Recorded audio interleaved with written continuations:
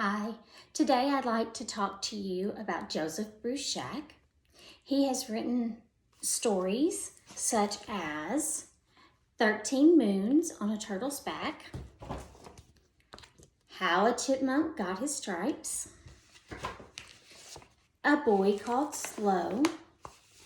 He also likes to write young adult books which involve Native Americans, Dog People,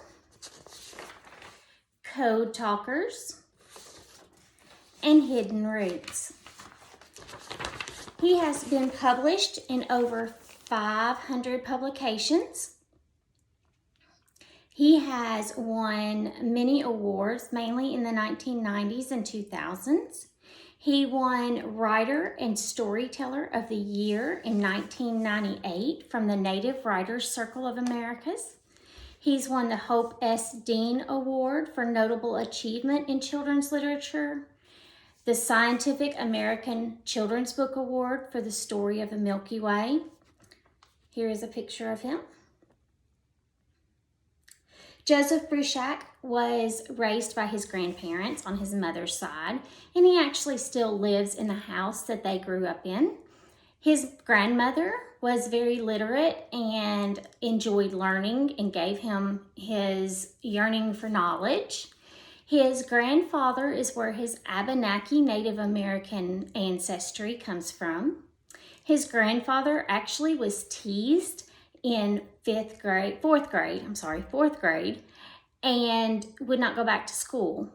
So he never talked about the Abenaki culture. However, that just made Joseph want to learn it more.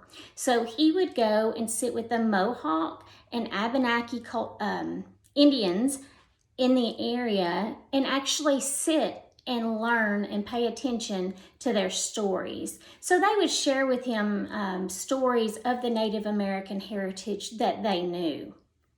A funny fact about Joseph is that when he was younger as a child and reading, he would actually tear off the corner of the bottom of the page of the book and eat it.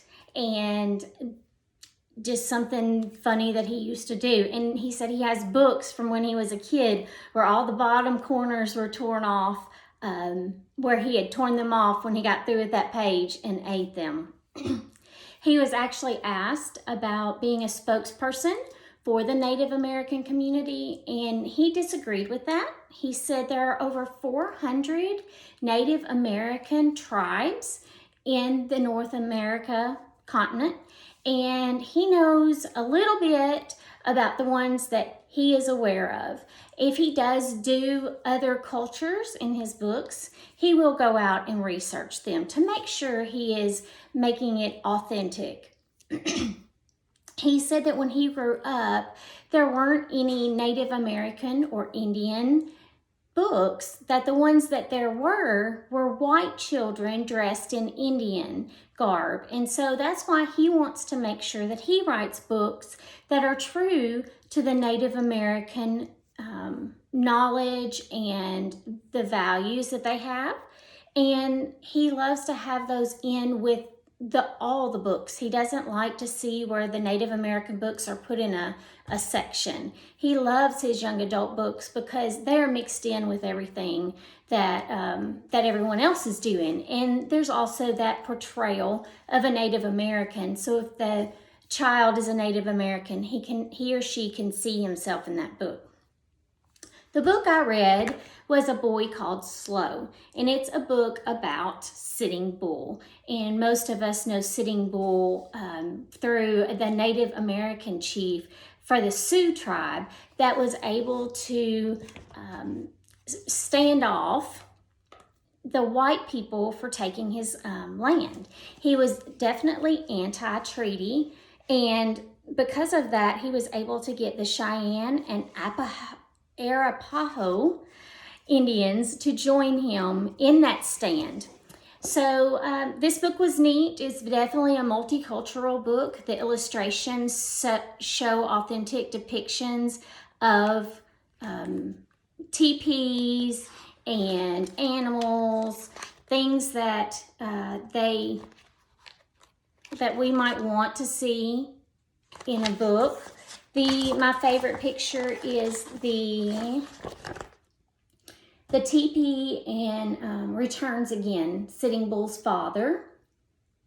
And in this book, his family, as was tradition, named him according to his actions. And so he was described as taking his time in doing everything, so they named him Slow at first. And he did not like his name, and so he worked hard at learning his family traditions and becoming a strong warrior. And I like this book because I think it would be good to teach in second, third, and fourth grade, because those kids sometimes don't like their names or don't like something about them. But we can teach them that they are not necessarily now who they are, is not who they're going to be later.